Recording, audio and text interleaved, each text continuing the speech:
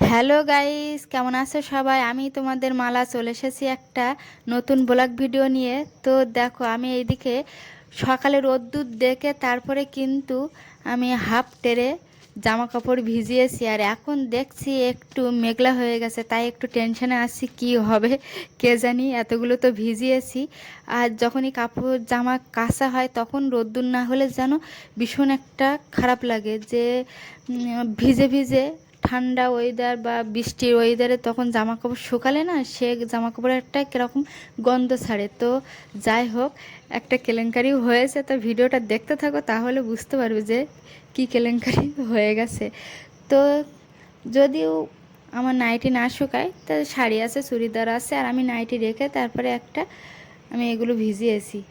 তো দেখো বন্ধুরা, এদিকে কিন্তু আমি নাইটিগুলো আর জামা টামাগুলো সবগুলোকে সুন্দর করে মেলছি।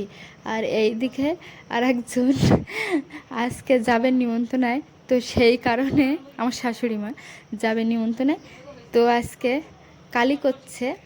আর এইদিকে তো মেঘলাও হচ্ছে, তাই মারও মনটা খারাপ হয়ে যাচ্ছে যে আজকেই কালি করছি, মাথা চুলটা শুকাবে, আর আজকেই মেঘলা মেঘলা হচ্ছে, কি হবে কে জানি। আর এদিকে তোমাদের দাদাভাই দেখো জাল তৈরি করছে। আর এই জাল কিন্তু সমিতির বিলে আমাদের পাতা হয়, আর চ্যাং মাছ, কই মাছ, শিঙি মাছ এসবগুলো হয়। আর এই দিকে দেখো গাইস, আমি তোমাদের বলছিলাম একটা কেলেঙ্কারি হয়ে গেছে, এই সে কেলেঙ্কারি দেখো।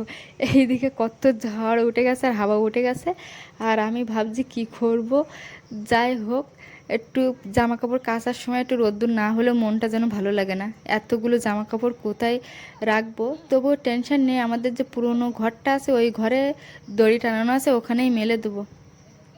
তো দেখো বন্ধুরা, আমরা এই টিনটাকে তাড়াতাড়ি করে ঢেকে দিচ্ছি। আর এটা কিন্তু পুরনো ঘরের টিন না, এটা নতুন ঘরের টিন, মানে যে ঘরে এখন ছাদ দেওয়া আছে আমরা আসি, ওটা শ্বশুরমশাইয়ের ঘর। এখন আমরা আসি, যেহেতু শাশুড়ি মা একা একা থাকতে পারবে না, ওই জন্য শাশুড়ি মার সঙ্গেই আমরা এখন ছাদ দেওয়া ঘরে আসি। আর আমরা যে পুরনো ঘরটায় থাকতাম, সে ঘরটা এখন অবস্থা ভীষণ খারাপ হয়ে গেছে, ও ঘরে আর থাকা যাবে না। তো ভাবছি এই টিনগুলোকে ঢেকে যত্ন করে রাখলে আমরা পুরনো ঘরে যদি ট্রান্সফার হয়ে যায়, তো ওই ঘরে আমরা এই টিনগুলোকে তখন লাগিয়ে আমরা ও ঘরে থাকতে পারবো। ওই জন্য টিনগুলোকে এত যত্ন সহকারে ঢাকা হচ্ছে। তো দেখো, আমি এদিকে ঝটপট কিন্তু জলের বোতলগুলো ভরে নিচ্ছি। কল টেনে টেনে জল ভরা আর পাইপে তাড়াতাড়ি হয়ে যায়, সেই কারণে বৃষ্টি আসার আগে কিন্তু আমি জল ভরছি। আর এইদিকে বলতে না বলতেই দেখো বন্ধুরা, বৃষ্টিও এসে গেছে। তো আমি তাড়াহুড়ো করে জলের বোতলগুলো ভরে চলে এসেছি এইদিকে জামা কাপড়গুলো তুলতে।